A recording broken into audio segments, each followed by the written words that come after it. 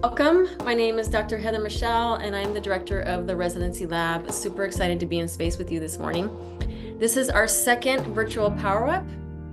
We had an additional Power Up in November where we focused on organizational sustainability for continuity, where we focused on 3 different pillars: organizational sustainability, engagement sustainability, and financial sustainability. Because financial sustainability is such a critical piece for California residency programs, we decided to devote an entire Power Up to this topic and this theme.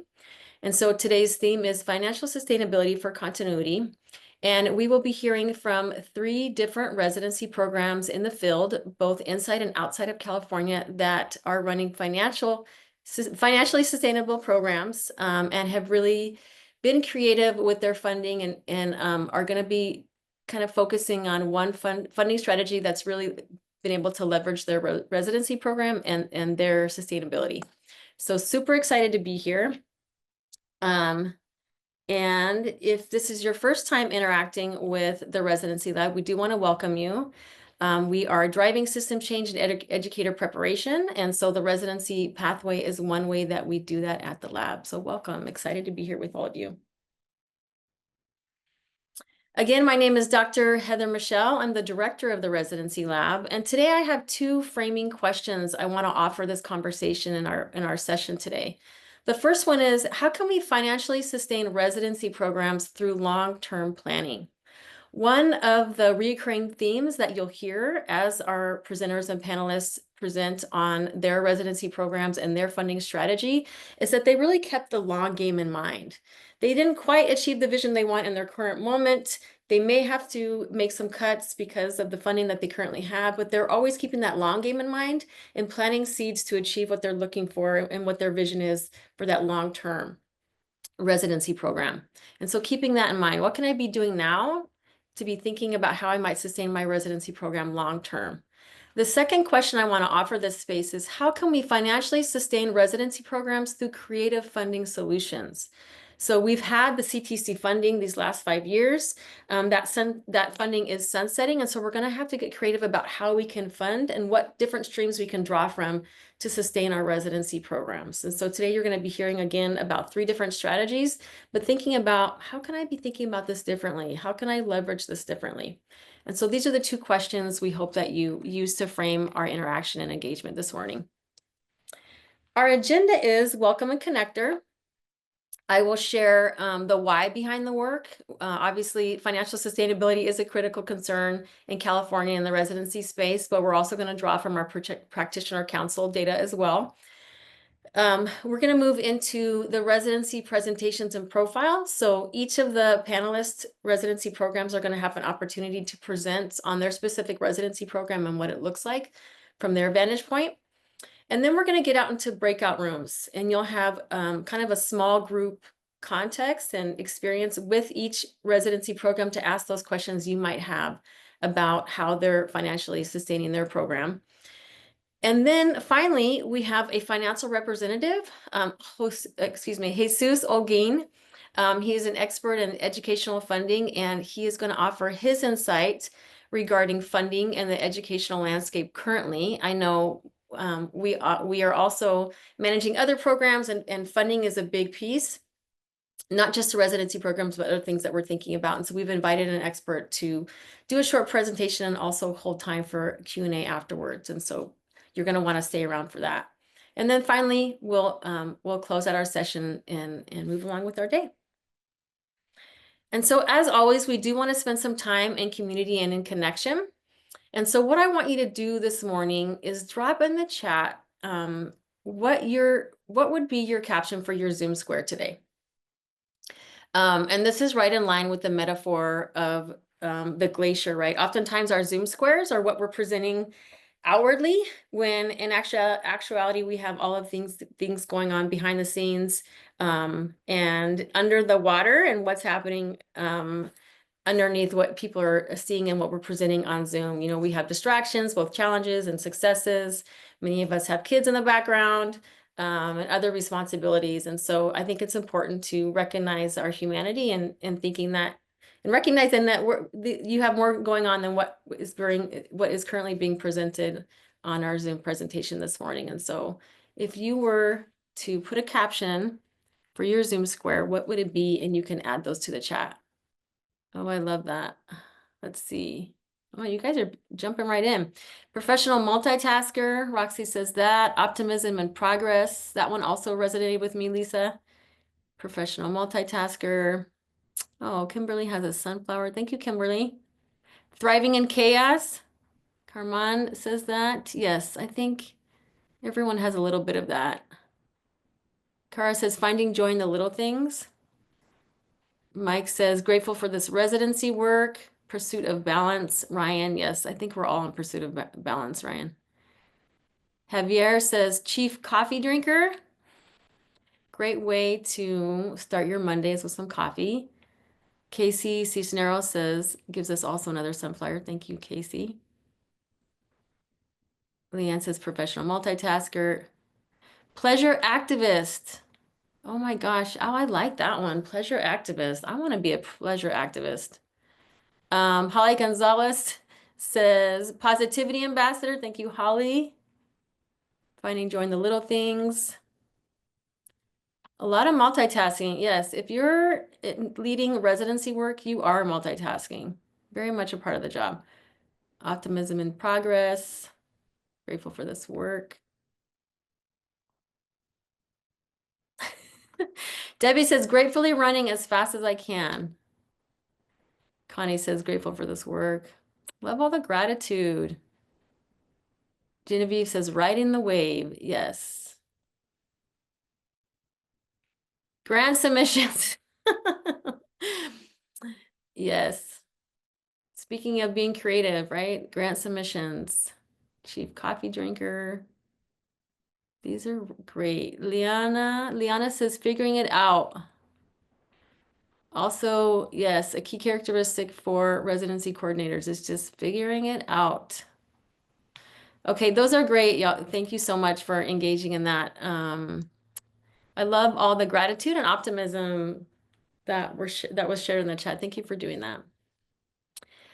Okay, so let's move into this next piece, the why behind the work, right? So in the beginning, I shared, we don't really have to provide a strong rationale for why we're focusing on financial sustainability right now in California and with the funding sunsetting. So we know that's critical. But I did want to share that a lot of our programming and the way that the residency lab operates is by engaging with the field and getting feedback from the field. And so one way that we do that is through our residency practitioner council data. And so we do meet as a council twice a year and gain inside information, do surveys, focus groups with them. And one clear concern that was happening across the state of California was this idea of financial sustainability. And so we really wanted to make sure that we were providing resources and insight towards that financial piece. An additional kind of intention I want to bring to this space is the why. Why did we invite these panelists to share their insight today? Is that when we connect to successful residency programs, both inside and outside our network, it helps us to contextualize the residency space. I think one thing that has happened for residency programs in California is that we're a little bit insulated because we've had all this amazing grant funding. We've been using that. It's been amazing and we're grateful for that, but we're a little bit insulated in terms of the solutions we know about to fund residency programs, right? And so when we invite people from other states and other contexts, we kind of broaden our understanding of what's possible. And so again, broadening our idea of what's possible in terms of sustaining our programs financially and really looking for those possibility models. Residency programs outside of California have been thriving. There's a huge, residency movement happening, and to the extent that we can tap into that is how we can really look for ways and solutions to solve what we're kind of up against here in California in terms of our financial sustainability. And so for the Power Up objectives this morning, we're going to hear from 3 experts in the field that support for financially sustaining residency programs. Okay.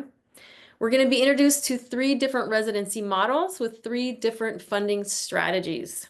Okay. And so they'll kind of be showcasing each funding strategy in their breakout groups.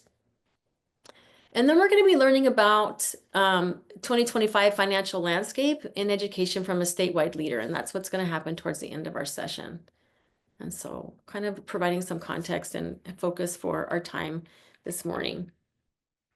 And so for our residency profiles and presentations, each one of our residency programs is going to spend about 10 minutes sharing about their residency program and just giving you some general information so you can better understand their context.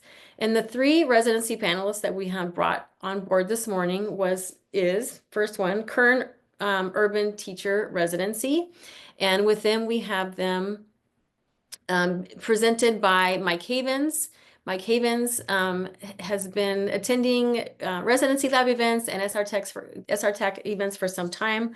I'm super excited to have him present on the Kern Urban Teacher Residency, and he is joined by Holly Gonzalez, who is also our residency lab coach for the Southern region. They're going to share some of their insight and what their residency program looks like. And then we have Watts of Power Foundation, showcasing the Village Initiative residency program, and presenting that will be Dr. Peter Watts and also Minnie Verna, the CEO of Macon Street Ventures, okay, philanthropic kind of fundraising organization.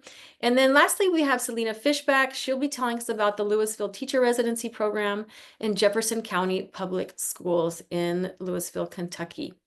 So during this time, I'm going to give each one of our residency panelists 10 minutes, and I'm going to set the timer just to make sure that everyone has an opportunity to share.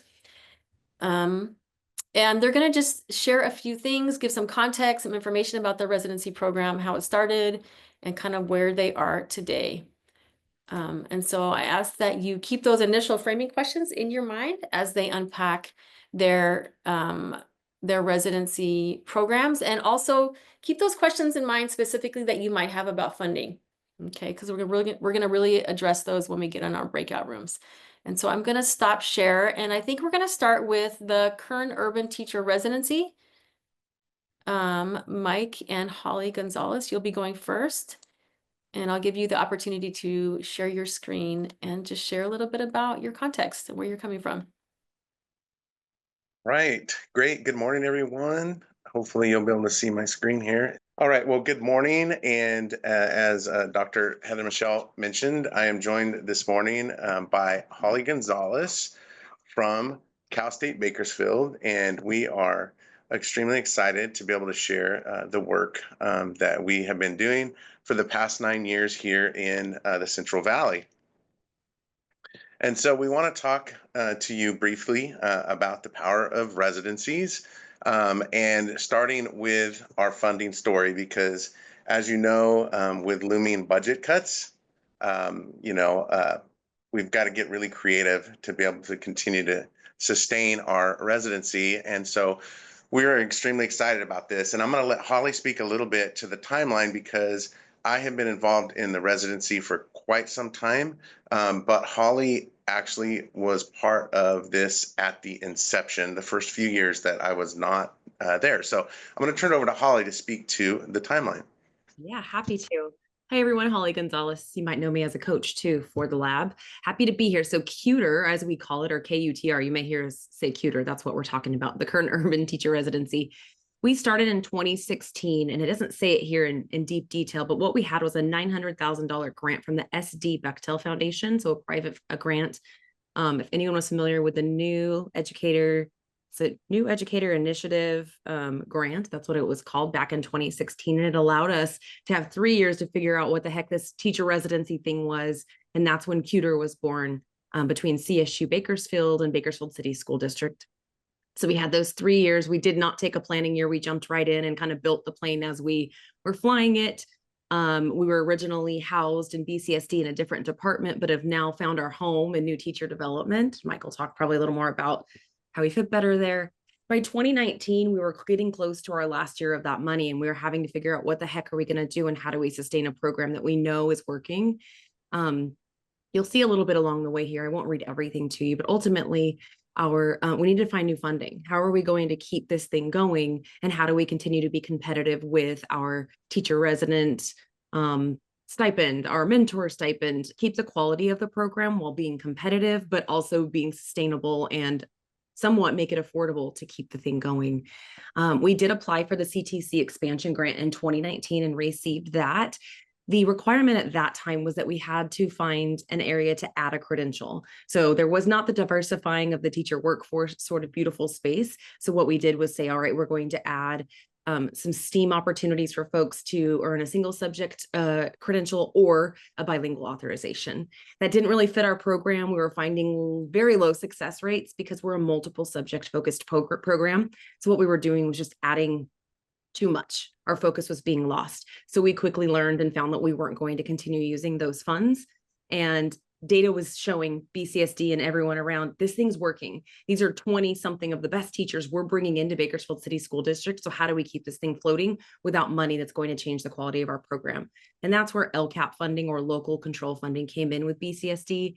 And we are now, and Mike can show on the next slide, I won't read everything, but we went from fully grant funded, $900,000 for 3 years to now being, you'll see the skinny blue line there, the arrow, BCSD fully funds the Kern Urban Teacher Residency with LCAP or local monies that Mike's going to break down and talk about. But the big piece here is that we had to figure out a way to make it happen. And the data showed exactly what that way was. And that was, hey, we got to find a way for the district or our local folks to fund this because we believe in the work that we're doing. Thank you, Holly.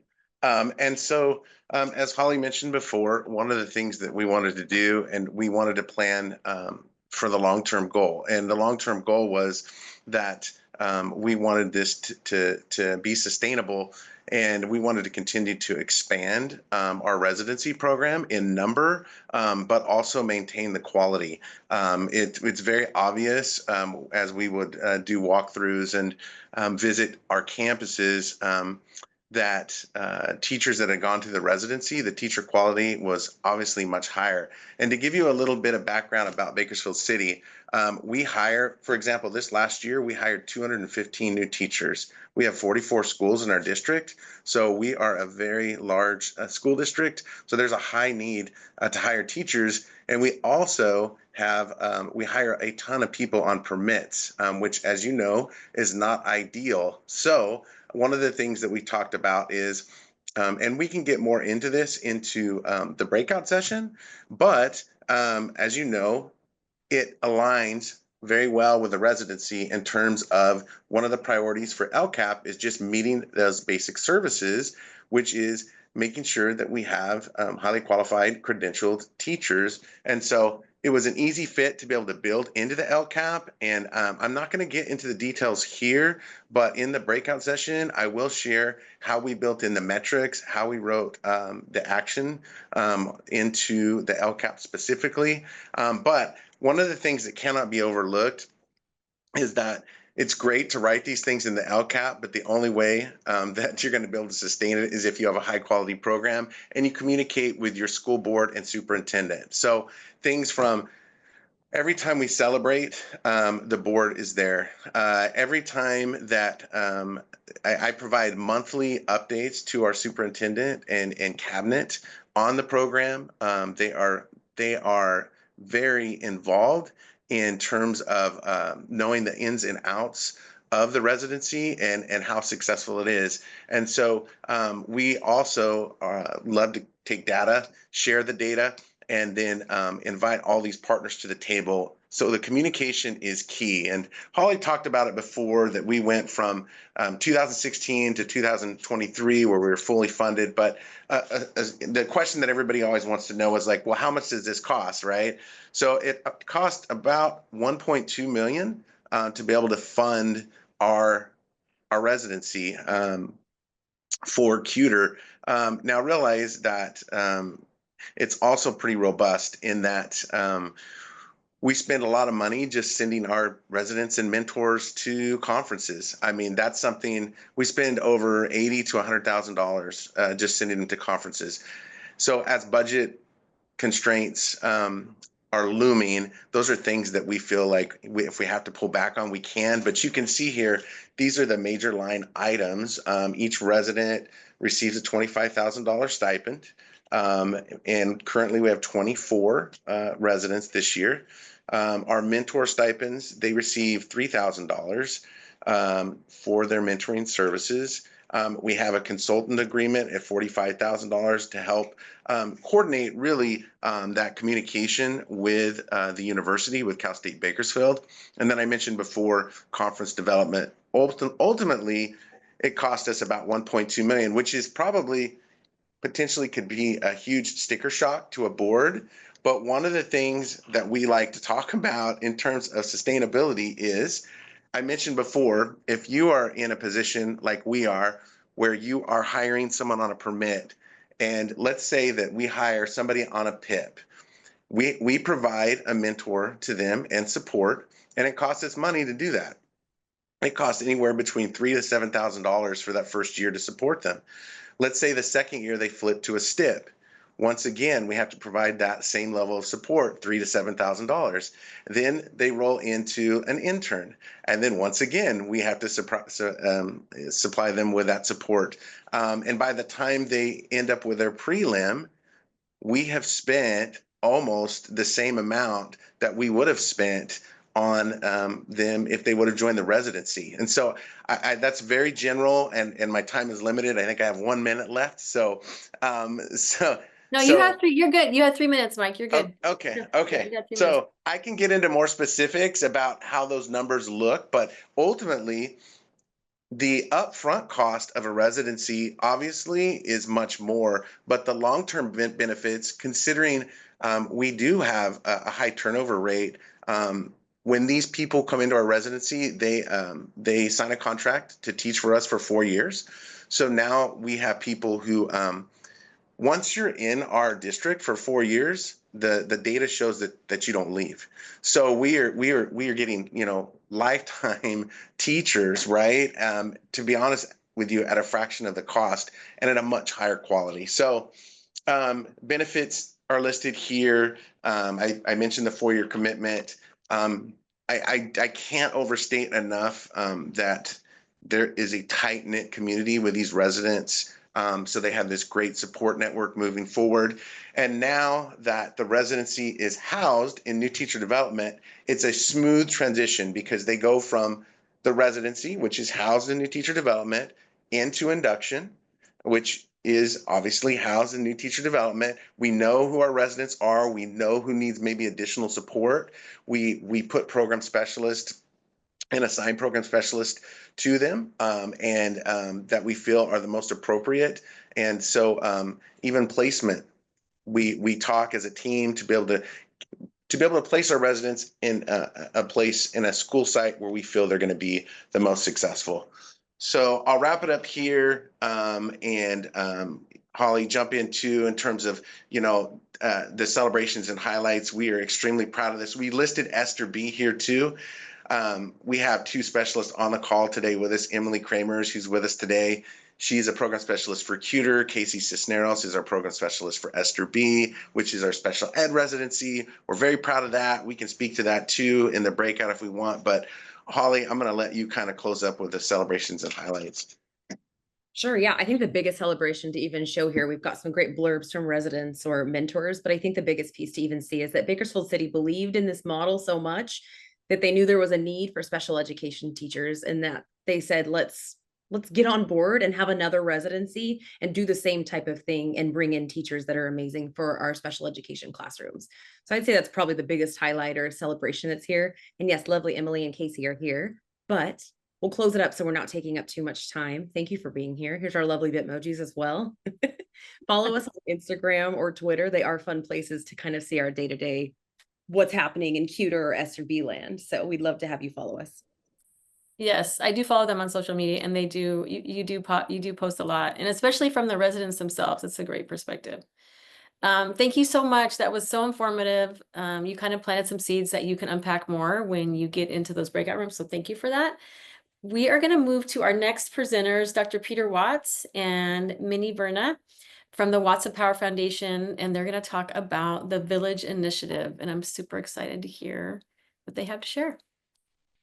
Good morning, everyone. My name is Dr. Peter Watts, and my colleague is Minnie Verna. She won't be speaking. She'll be speaking in the breakout session. And so I'll be sharing with you a short presentation.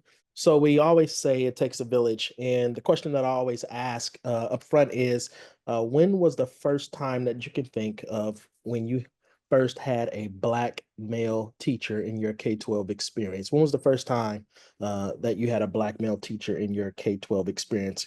If you don't mind, put it in the chat. What grade were you in when you had your first Black male teacher?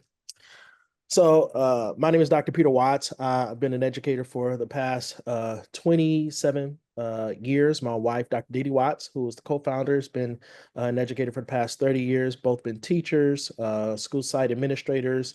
My wife was a nonprofit leader and currently is a chief of staff for one of the school board members. I've been a teacher, again, principal, nonprofit leader, and also have been a district administrator for a traditional district in LAUSD, as well as charter schools here in Los Angeles.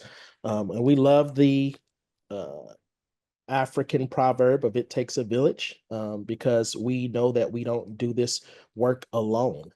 Our vision is to create caring educational systems for Black educators so that they can flourish in their career pathways while building wealth and legacy for generations to come.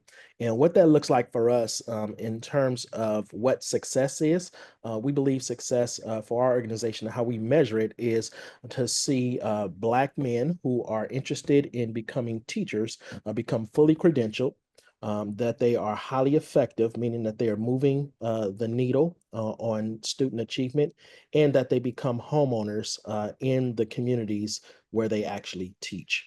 And so that encompasses all of what we do around our residency program. Our mission is to create a pipeline of Black male teachers by addressing the gaps in the recruitment and retention to help them successfully navigate and complete the pre-service pathway to become fully credentialed teachers. And the reason why is because we know that according to the data, that if you have one Black male teacher in your 3 through 5th grade experience, that your high school dropout rate decreases and college interest increases. And we also know that here in Los Angeles, and in particular in LAUSD, that there's a shortage of Black teachers. According to the Independent Analysis Unit, LAUSD is losing 100 Black educators every year, and they are not able to replace that loss through recruitment and retention in their district. And so that's why we know we need more Black male teachers. We know nationally that the national percentage of Black male teachers is 2%. And we also know that the housing affordability in Los Angeles is crazy, right? Especially on a beginning teacher salary in terms of buying a home or even renting. And I know this from firsthand experience, as I have 3 young adult children, my wife and I, and they are all in education. And it wasn't until about a year or so ago that they were able to move out on their own here in Los Angeles. And so our secret sauce really is around recruitment, around training, around sustaining, and retention. And when we talk about financial sustainability, when we were creating this residency program, our residency program is in partnership with Cal State Dominguez Hills and Los Angeles Unified School District. And we are a nonprofit, a CBO, so we're the third-party partner in the residency program, our residency model. And we bring many partners together to support our work and to support these young men as they are navigating their credential pathway. And so this is what I call the money slide.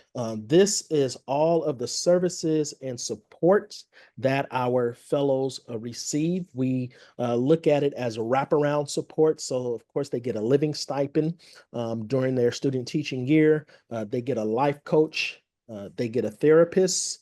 They, of course, get their mentor teacher, they get their job placement, but we also provide affordable housing for them to live in during the residency. And then we also developed something that I'll talk about in a moment called the SHEROES certificate that allows Black educators in general, but also our fellows to receive additional continuing education unit and credits that they can turn in to their schools and districts. And then we also provide professional development. This is a snapshot of a couple of young men who are in our program from cohort 1 and cohort 2. And then this is our most recent cohort of young men. So we currently, today, we have 22 fellows in our program, 22 Black men in our program. We have about 10 mentor teachers on our roster who where these young men get placed when they are doing their student teaching. Over the past, I guess, 4 to 6 years, and beyond. Our goal is to have about 20 fellows at a time who are in residency, 10 of them who live in housing. Current in 2025 and 2026. And our goal is by the end of 2026 that we will have been able to credential at least 40 Black male educators who become fully credentialed in LAUSD, who will be impacting about 4,000 students on an annual basis.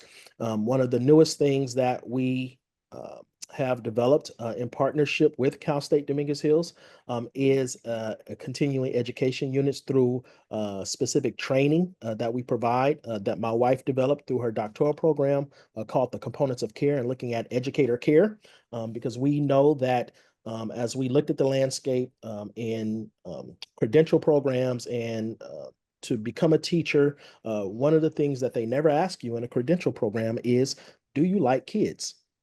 And of course, everybody says, of course, if you're going into teaching, of course, everybody likes children. Well, I would beg to differ to say, I'm sure you have had the experience or you've seen a teacher where you looked and said that that person should not be in front of kids. They may be in education, but should they be in front of kids? And so our training really talks about the care that educators need to have when engaging with students and how they care for students and how that translates into student achievement and engagement. Our residency program is a 2-year residency. So the first year, they get all of this training and support, the therapy, the coaching, life skills, financial literacy, self-development, self-care. And then in that second year, that's when they're doing their student teaching. And then they get their job placement in their first year as a teacher. So when they become a teacher in that first year, they're really not really a first year teacher because of all of the experience and the support that they've received over the years of the time that they're in our residency program. And then lastly is this new certificate program, and it's part of our financial sustainability model. Is our SHERO certificate that we developed in partnership with Cal State Dominguez Hills. And this certificate is again to support Black educators around LA and beyond. And they take the Components of Care course, which is the training proprietary curriculum that we've developed, and then another course called CREW, which is a critical embodied wellness for educators. And that course really is to help educators think about the care that they need to be healthy as they are, again, teaching and growing in their own profession. And none of this is possible in terms of financial sustainability and the things that we offer without our partners. So here's a small glimpse and snapshot of some of the partners that we have. And so you can see we have traditional school district, charter schools, we have philanthropy, we have institutes of higher ed, we have businesses and other nonprofits that go into supporting our work, whether it's through grants and foundations, whether it's through earned revenue with our training or our courses, or even our rental income that we receive from people who live in housing. And so I will stop there and just say thank you for the opportunity to be able to share more in the breakout room. And I'll just pop off really quick to share the stats. Out of all of us here today, 29 people had never had a Black male teacher, right? 9 in college, 7 in high school, 2 in middle school, and only 1 person had ever had one in elementary school. And I'll share that, right? Yeah, and I'll share that my first Black educator was in third grade. My first Black male educator wasn't until college. And it wasn't until I got to college that I had a math teacher who was a Black male teacher who said, "You will pass this math class. I don't care that you took the remedial math classes that didn't count, but now that you're taking a course that actually counts, you will pass this class." And that's what changed and transformed me in my educational career. Which made me want to go into teaching. And so that's the impact that Black male educators have on students. And this is the reason why we do this work that we do. Thank you so much, Dr. Watts. That was a great presentation. I know I learned some things, even though I was familiar with it before. Thank you so much for the important work that you're doing, and great to have you, Minnie, on here as well. I can't wait to hear the insight that you'll provide. We are going to move on to our third presentation. Selena Fishback, she is joining us from Kentucky, Louisville, Kentucky, Louisville Teacher Residency program, and super excited to hear about her program. Hello, thank you for having me. I am thrilled to just share a space with you all and being able to learn from the other programs as well. And I'm excited for the opportunity to let you all know a little bit more about the Louisville Teacher Residency program. We are a district-based residency program in Louisville, Kentucky. We have a school district that is Jefferson County Public Schools. I started my career working in JCPS. And I always give folks a little bit of a background of how the district started to get behind the vision of a residency program and owning the work that kind of comes into having a residency program brought to scale. And so I started teaching in 2008. 2012, I moved to district administration. Within my role, I was essentially responsible for recruiting teachers of color to our district and making sure once they were in our district that they were connected to a network that would ensure their success. In 2019, we had a district administrator that essentially said, we need to get behind teacher preparation within our district specifically, and we want to own the model. And therefore, they charged me with creating a residency model from our district to where we were partnering with universities. And so that's essentially how residency came to fruition. We did that through a racial equity policy. So in 2018, the district essentially put together a policy that owned the fact that we had been underdeveloping historically disadvantaged populations within our school district, specifically looking at Black and Brown students. And so in order for us to actually own that fact, we had to also own the performance of our teachers and do something to actually ensure that our teachers are prepared to welcome each of our students as their total selves when they come into JCPS classrooms. And so some of the foundation and principles of our racial equity policy was increasing the diversity of school staff to more closely reflect our student population. In JCPS, our student population is sitting at about 60% Black and Brown. And our teaching population, when we started the residency program, was sitting at 15% Black and Brown. And so we needed to do something to where we were intentionally hoping to close that gap, recognizing that it's not going to happen overnight. Additionally, we wanted to create a culture of teaching and learning that maintained high expectations across board. And then also ensure that all of our staff had the social emotional, the support and curriculum training that they needed in order to be successful within our classrooms. And so we created the LTR program. And through that program, we are collaborating with all of the departments within the district to really house our program and also train our teachers within it. And so we train them within the Danielson framework. That is what teachers in the state of Kentucky are evaluated on. And that is what we hold them accountable for at their district level evaluations. And through that, we are working with our teaching and learning department. Additionally, racial equity and cultural competence. With that training, we are working through the Office of Diversity, Equity, and Poverty. I do think it is important to note that the LTR program is housed in the Office of Diversity, Equity, and Poverty. So I myself report to our chief equity officer within the district. And then also our JCPS 6 systems, which is essentially the behavior management, the professional development, making sure that our teachers are coming to the table, trauma-informed care, and so forth. And through that, we are collaborating with the Culture and Climate Department within our district. And so our mission for the Louisville Teacher Residency is simple. We just want to empower and prepare culturally responsive teachers for all students across the board. And the way that we are able to do that is creating a diverse teacher workforce that transforms educational outcomes for all students through courageous conversations, racially equitable pedagogy, culturally responsive teaching, and meaningful reflection within the process. And so now we're going to break down into some of the key role groups within the LTR program. So we have two university partners, the University of Louisville and Bellarmine University. Those programs hold the authority of their Masters of Teaching programs.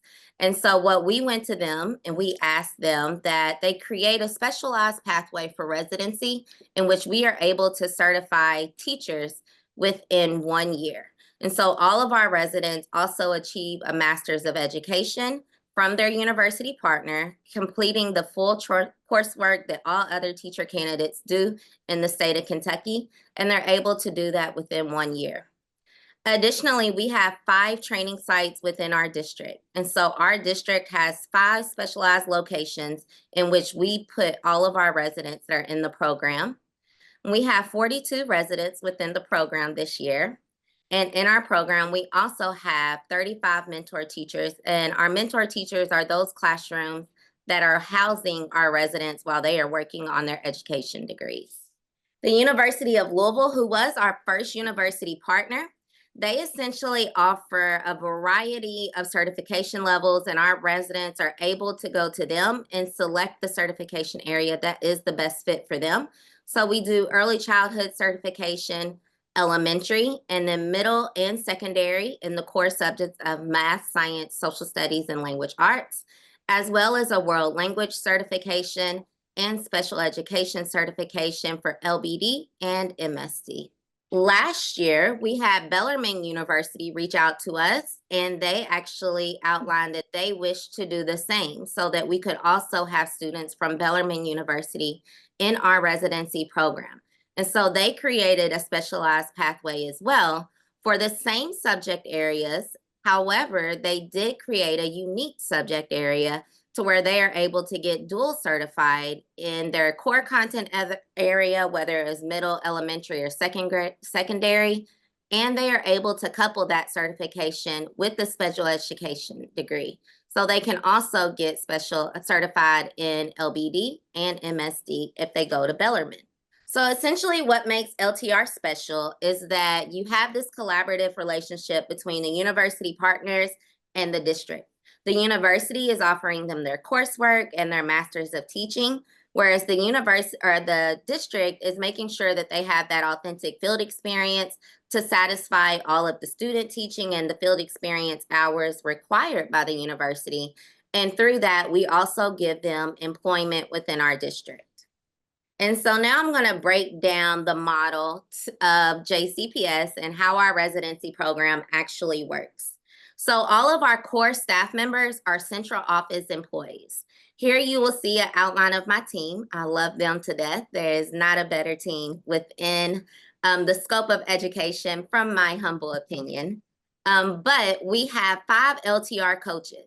Our LTR coaches are the individuals that are deployed out to the school buildings to oversee the day-to-day activity of our residents.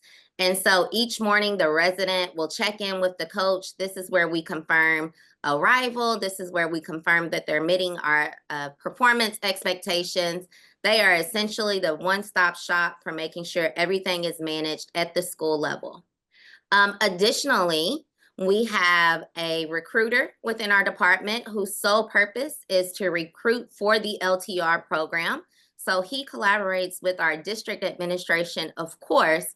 However, once a candidate gets to him, they are solely focused on coming into the district as a resident to pursue certification. And then, of course, we have our heartbeat of the department, our secretary, that keeps everything running and makes sure we stay on top of data collection and testing requirements and all things day to day. From there, we break down to the residency position. So a lot of people ask, how did you create a specialized position for residents? And we did that through collaborating with our human resource department. So essentially, they went in and we took a regular teaching working calendar and mirrored it. And then we adjusted it based off of the performance expectations that we wanted to see from the residents. And so they do have a 187-day working calendar. They do have a specialized position that only those that are within the residency program are able to claim within the district. We decided on the salary of $35,000 because we wanted to have a salary that was competitive with our instructional staff within the district, as well as our substitutes, so that we are able to stand toe-to-toe with individuals that are already in those positions, and we see the talent in them to actually pursue a certified position. Additionally, we provide them full benefits, paid leave days, so those are your sick, personal, and emergency days within the district. They are able to invest into the retirement system, and then also they receive tuition reimbursement from the district. It is not a full tuition reimbursement, it is partial, but those that are in classified positions within our district and seeking certification are able to claim tuition reimbursement that typically looks like about $4,000 a semester. So when you break down the investment from our district, we invest approximately $2.5 million into our residency model. We did not start that high. In 2020, the investment was 1.2. What you see over the years of increase is the increase in the number of participants that we are actually certifying every year. And so right now I have 42 positions for my residency. However, if we get to May and we notice that we now have 55 residents that are solid candidates for us to pursue certification with, our budget office will typically go in and adjust the budget in order for us to actually house those additional candidates within our program. The central office salaries total up to about $715,000. So that is that core team that I introduced to you earlier. The bulk of our budget does go to our mentor and our resident stipends at $1.7 million. And then as far as operational costs, we have approximately $150,000.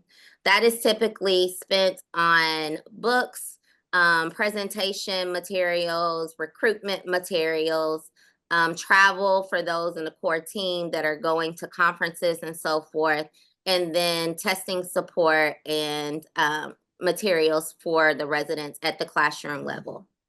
So a joy of having the residency housed within the school district is that we also house and employ the mentor teachers that are working with the residents day to day. And so our mentors are compensated $5,000 per resident in order to actually take on the responsibility of certifying that resident. Within that responsibility, they are required to spend 6 hours of PD per month, whether that PD is performed via Zoom or coming in person at a common location. They are also trained on our LTR matrix and the expectations for each cycle in which we are training the residents, and they must meet with the resident for at least 1 hour one-on-one each day. This is where we ensure that the resident has their questions answered, they are understanding what's happening day to day within the classroom, and we are providing them the support and systems in order for them to be successful, not only in the classroom, but also at the university when they're pursuing their degree. And so when you look at our program large scale, we are essentially broken down into 4 quarters. The district does the identification and the selection process. For that process, we collaborate with our university partners so that when we are screening the residents for application, they are being screened at both the university level and the district level. Over the summer is when we start our coursework with the university partner.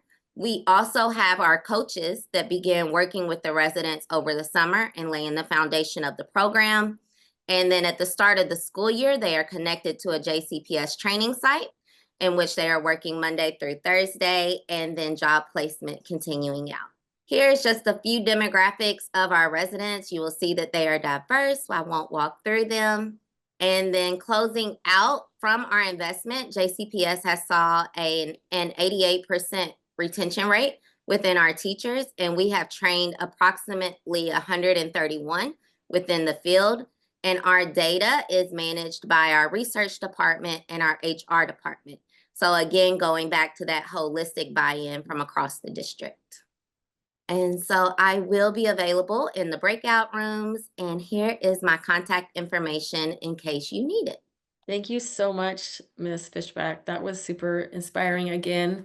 Some of those compensation numbers I think were mind-blowing, but it really allows us to think again about those possibility models, right? We have someone that's running an effective residency program outside of California. What can we learn from her? What can we learn from all the panelists that have presented today in terms of that financial sustainability piece? Welcome back, everyone. Welcome back, everyone. I know I was popping in and out of the rooms, and I gained so much knowledge and insight, not only about the residency programs themselves and the model, but also the financial strategy that each one was showcasing. So thank you so much to all the presenters and the panelists for sharing. I do want to provide just a moment for shout outs and closure on this segment of our time together today. What are some aha moments that you had? You can drop them in the chat or go ahead and pull yourself off of mute and share them. We'd love to hear some of your takeaways and just some of your thoughts. I know it was a lot to kind of download and process, but what are some initial things that you're thinking about? It's just always incredibly helpful to hear. This is like my biggest nemesis as a residency coordinator is the funding part. Right. What do we do when the grant runs out? Which ours is imminently. We have, I think we have about 2 years left. So for me, it really is, how do we self-sustain?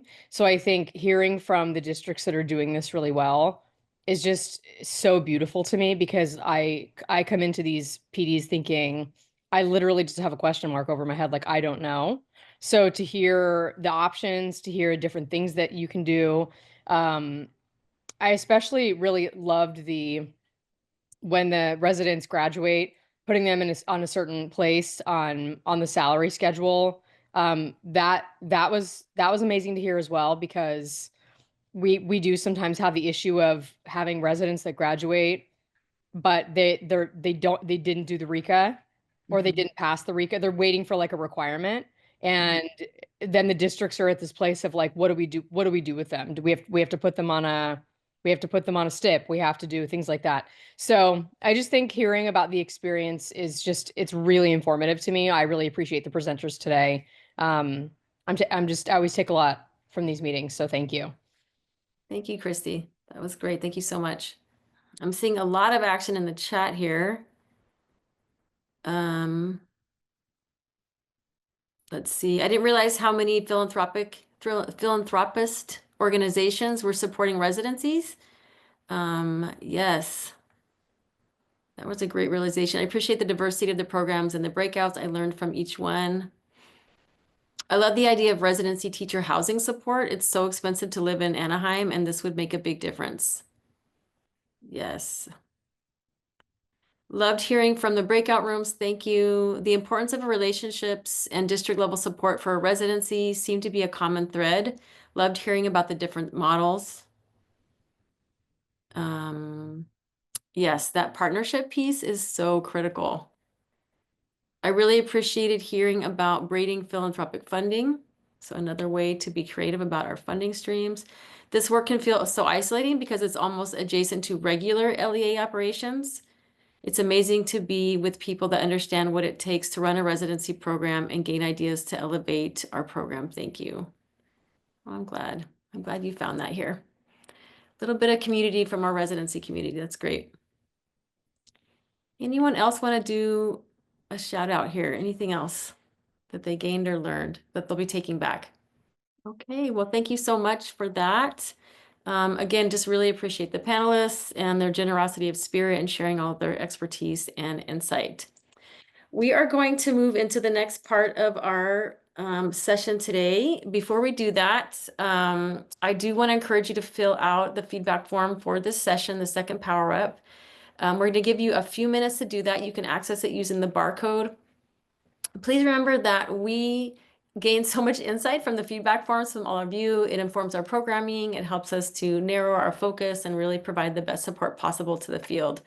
So if you'll take a few minutes to fill out that feedback form, and then we'll move into the second half of our session today, and we'll learn from an expert in the field regarding educational funding. And having said that, I'm super pleased and privileged to invite Jesus Holguin into our space together today. He's going to provide us some insight into education funding and what kind of the landscape looks like. And then he's going to provide us an opportunity to answer any questions or comments we may have. Jesus Holguin, he's a former California State Board's president and current staff member of the San Bernardino Superintendent of Schools Finance Department. Mr. Holguin will present his unique perspective on education funding and how he sees things moving forward. So without further ado, I'll give it over to you. Thanks so much. Good morning, all. First of all, thank you for the opportunity to join this space and having this opportunity to learn about the residency programs. This has been an amazing morning for me. And every time you mention the word expert, I get a little nervous because I'm listening to all these experts in these programs, and I just think they are the experts and not me. I'm just going to share some information here, but thank you for allowing me to be here, and thank you for allowing me to learn more about the residency programs. Of course, we have heard about them before, but it's also a great opportunity to learn and to hear the people that are there in the trenches working with this, and then hearing the passion that all of you show and in working with these programs, making sure that we have what we need for our students in our schools. And so I just have to say, I appreciate all the work that takes place, everything that all of you are doing, and your interest about learning more how you can continue sustaining the programs so that many teachers can benefit from them and eventually your students too. So as it was mentioned, I was the president of the California School Boards Association back in 2015.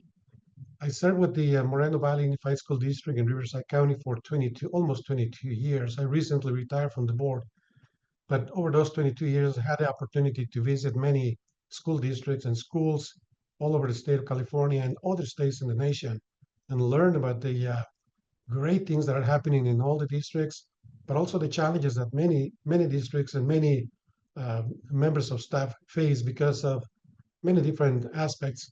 One of them, of course, the finance and shortage in budgets and resources in all those areas. So it's always good to learn what is being done, where the resources exist, and then share that information to those areas where they don't have enough resources. Also, I have been working with the San Bernardino County Superintendent of Schools Office for almost 40 years, 39 and a half years, and all those years in the business department. And so we have seen a lot of changes in school finance over the years, of course. And every time we tend to say that we have seen it all in school finance in California, the very next day something new happens. So here we are one more time. And one example of that is what is happening today at the federal level and what challenges are we facing in the area of school finance for our school districts all over the state and all over the nation in this particular case. But I think that as we always keep in mind that everything that we do, and all of you know this, everything that we do is for our students in the K-12 system. So we are committed to continue finding ways to work around those challenges and continue working together collaboratively with our school districts and many different agencies and other organizations so that we can continue improving our systems, improving our ways of working, so that eventually we can continue providing those educational services to all of our students. So because of the limited time today, I'm going to focus on the area where you're talking about the residency programs and the funding. One more piece that I want to mention before I start is I also serve with the California State PTA Board of Directors, currently serving as the Vice President for Education. And as Vice President for Education, we're also looking at what is happening in the state and the federal government as far as not only funding, but also policies and other areas that we need to take a position and either support or oppose, and looking at how we support our students, how we support our families, so that the educational process continues in the best possible manner. So I just wanted to mention that because I think it is important that that you know that I have a tremendous passion for education. I believe in education. I believe in every single student, and every one of them has a potential to be a leader, a tremendous leader in the state. And so what we have to do is continue supporting them. So let me get into the topic today. So residency programs, sustaining residency programs is critical to ensuring a well-prepared and effective teacher workforce. However, funding uncertainties, particularly at the federal level, pose significant challenges, as we know. Without proper financial planning, residency programs may struggle to continue providing the hands-on training and mentorship that are essential for teacher preparation. We have heard amazing examples today, and I'm just thrilled that I can be here today. So we can explore strategies for achieving long-term financial stability in residency programs by diversifying funding sources, strengthening partnerships, which has been mentioned several times today, and leveraging innovative financial models. We have seen some today too. By understanding and implementing these strategies, residency programs can establish a strong foundation that allows them to thrive despite changing financial and policy landscapes.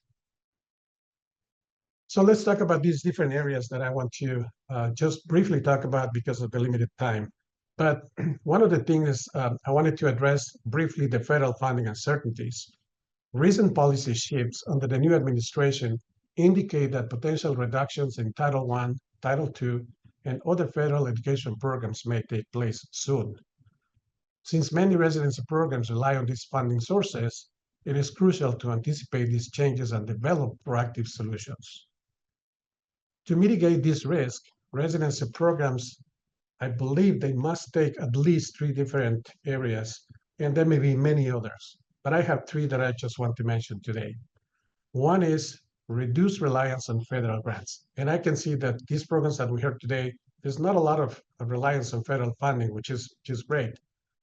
But reduce reliance on federal grants by securing state, local, and private funding to ensure continued financial stability, even if federal funding decreases.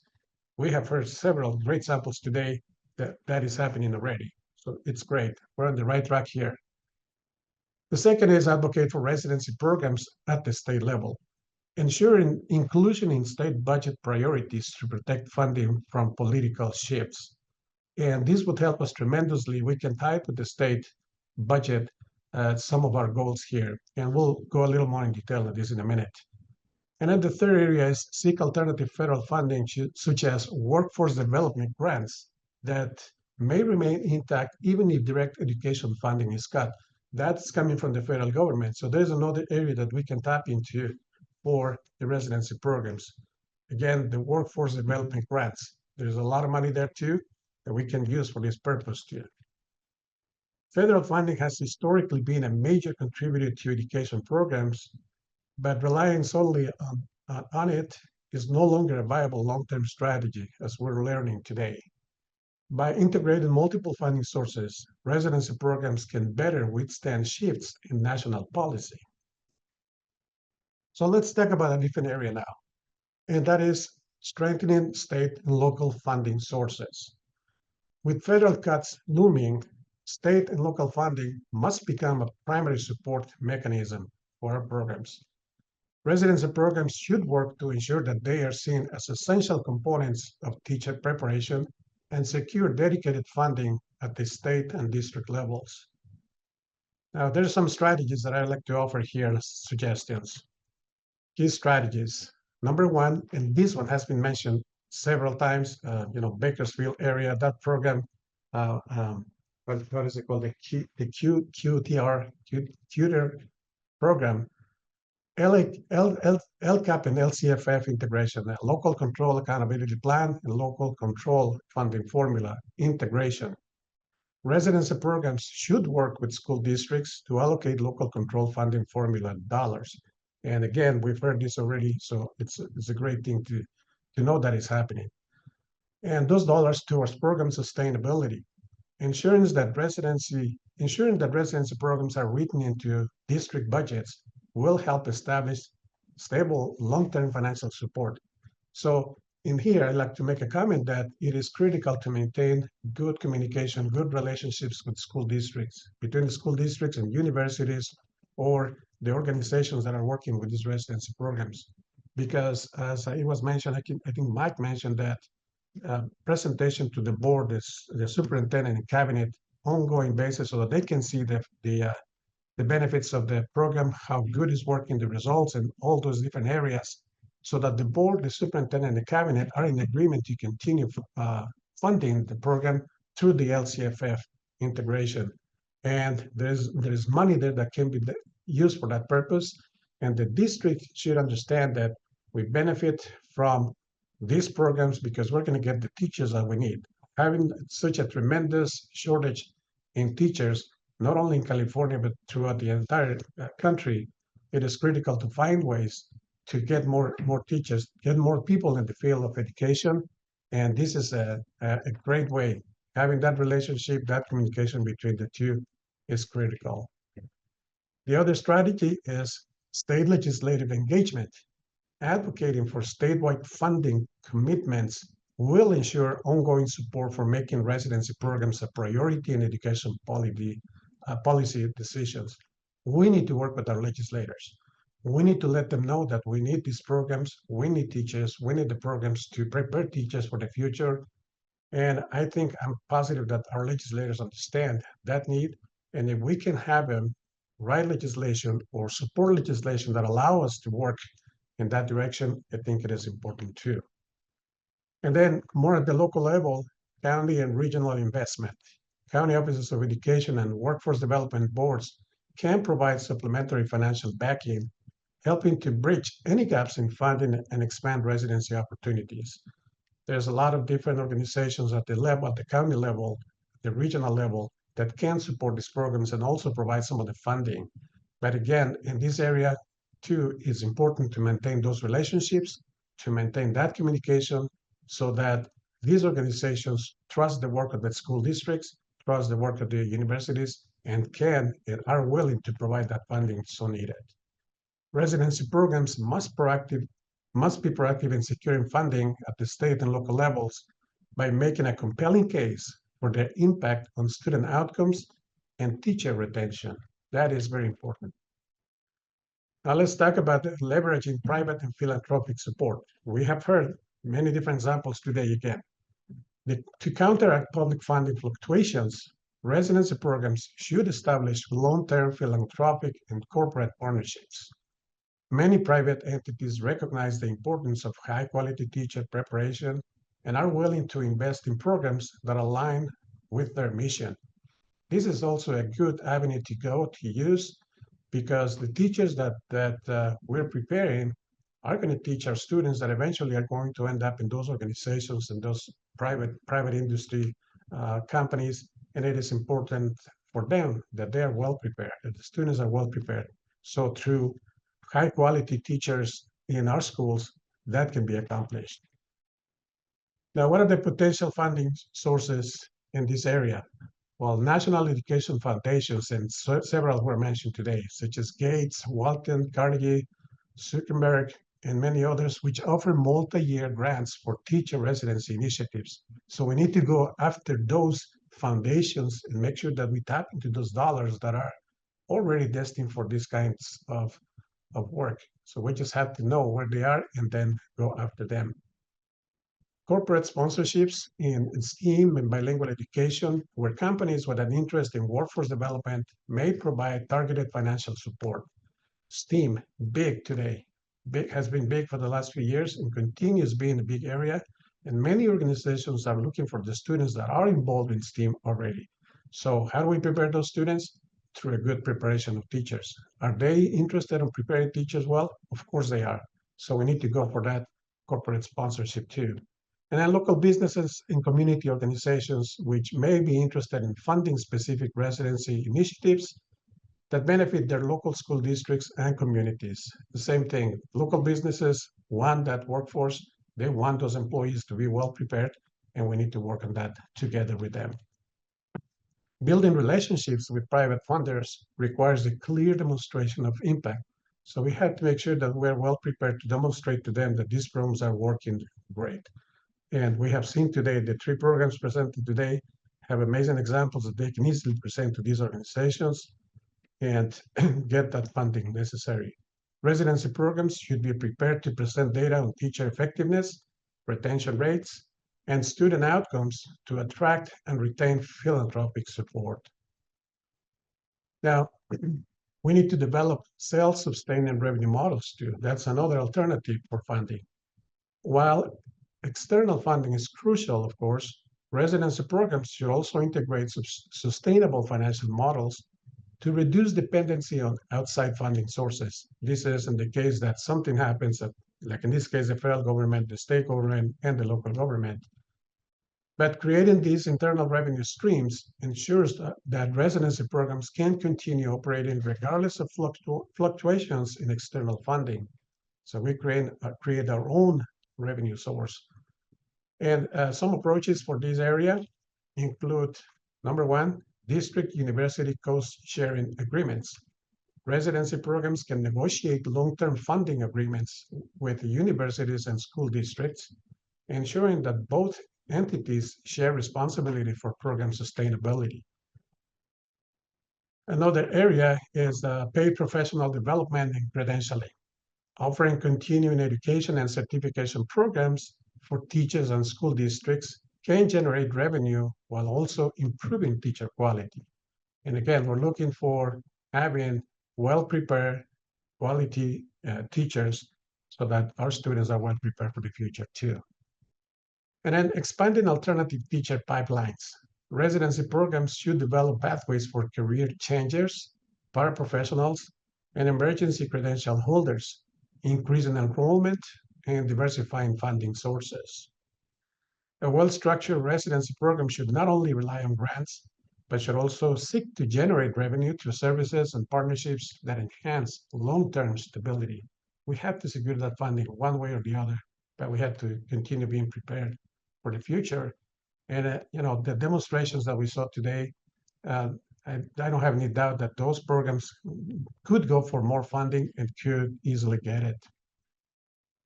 Now, briefly mention the federal policy advocacy and alternative public funding. Despite uncertainties at the federal level, alternative funding mechanisms remain available for residency programs. It is essential to engage in advocacy efforts and explore funding sources beyond traditional educational grants.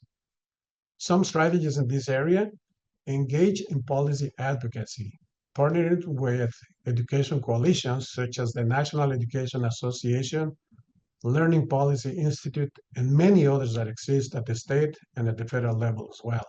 To influence legislative decisions on funding, residency programs should actively engage with policymakers to ensure that funding priorities align with their needs. The legislators are willing to help us if we go to them and we tell them exactly what we need. And they also need us there too. Exploring workforce development and social impact bonds, Department of Labor funding and state workforce initiatives can provide residency support, particularly in high-need areas such as special education and bilingual education. Special education was mentioned earlier. And then special impact bonds allow private investment programs in programs with demonstrated success, such as teacher retention rates. So I'm going to just go to my conclusion because I see Dr. Mitchell already looking at me like, stop. Okay, so let me just give you a brief conclusion here. Long-term financial sustainability for residency programs requires a diversified funding approach that blends public investment, private support, and innovative financial models. By securing state and local funding, building strategic partnerships, and developing self-sustaining revenue streams, residency programs can withstand policy changes and continue to produce well-trained educators. By taking intentional steps toward financial sustainability, residency programs can ensure the long-term success and continue to provide high-quality training for future educators. even in certain economic and policy climates. And I'm going to stop there because I know we're out of time. Thank you so much, Jesus. You've offered so much insight and so much expertise, and it was really great about what you just shared. Is it connected in so many ways to the panelists that were here today joining us? So that was wonderful. Yes, I did want to pop on because I just want to make sure if there were any questions from the audience, from the participants, that they also got a chance to ask their questions. And so at this point, you have someone that, has been in education, has been in funding educational programs for a while there. If you have any questions, we'd love to hear from you. And Jesus would love to entertain some. You could put them in the chat, or you can just unmute yourself and go ahead and ask. Absolutely. And if I don't have an answer, I'll be more than willing to follow up with you with an answer to the questions.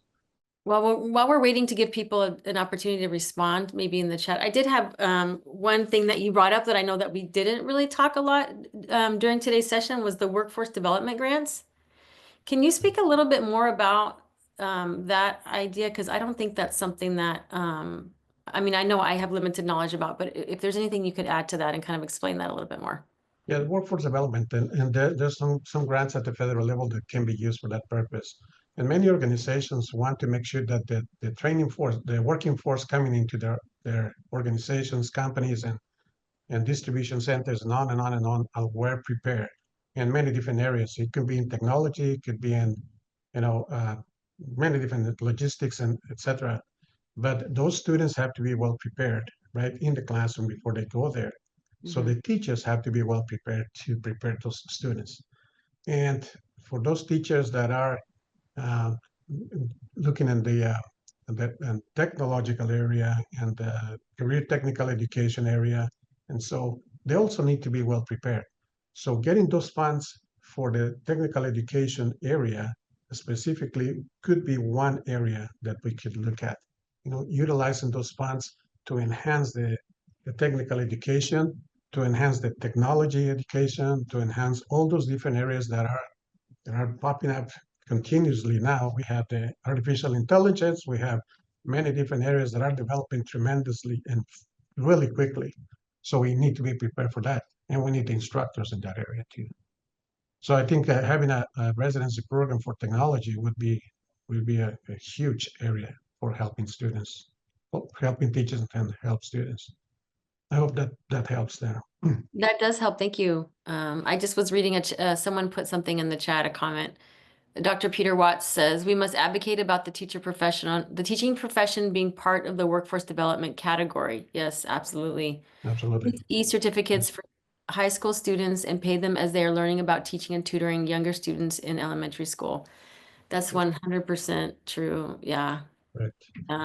I think I like that one of them mentioned that they are already growing their own. yes, They go to the high schools and they motivate students to get prepared into that teaching course. And I would say, working at the county office, not only the teaching positions, but also the administrative positions within education too. It's critical. Brian says, Jesus, thank you. You mentioned about philanthropic investment. Do you know of clearinghouses or the best ways to find lists of contact for private funds available? I do not have one. I do not have one right now, but I would be more than happy to send you more information after, where get a list or maybe get some resources where we can find some. Yeah, we'll be happy to do that. Absolutely. We can also reach out to Dr. Watts and Minnie. They might have some resources in that regard as well. Any other questions? I know it was a lot of downloading today, a lot of processing, a lot of information. So giving people an opportunity to think about what they've heard is also important. Yes. Okay, well, I'm gonna share my screen again. And if you have any questions regarding Jesus's presentation, go ahead and, you can continue to drop them in the chat and we'll get those answered. But a couple of things I do want to end our time together with today is, again, save the date. We have our annual symposium for SR Tech in collaboration with the Residency Lab, May 1st and 2nd. The registration link will be live soon. And so please plan to attend and save the date. That's our largest symposium. And all the people that you got to see on today's call will be at that event. And so you'll be able to be in community and be in space with other residency practitioners, and that can be really powerful. So just continuing the conversation that we've had here at the symposium, you don't want to miss that opportunity. The second piece I want to share with you again is the equity focused membership. I mentioned this earlier. So Dr. Peter Watts is here. His wife, Dr. Dee Dee Watts, is going to be our presenter next time. There's more information that can be found at this QR code. We're inviting several different experts from the field to really speak on equity as it pertains to mentorship. And so you're not going to want to miss that opportunity as well. That's all for today. Thank you so much for being a part of the Residency Lab community, the SRTAC community, for being so willing to participate during this morning, Monday morning. Really appreciate all of you and grateful that you're here and doing this great work. And we will see you later out there in the field, hopefully.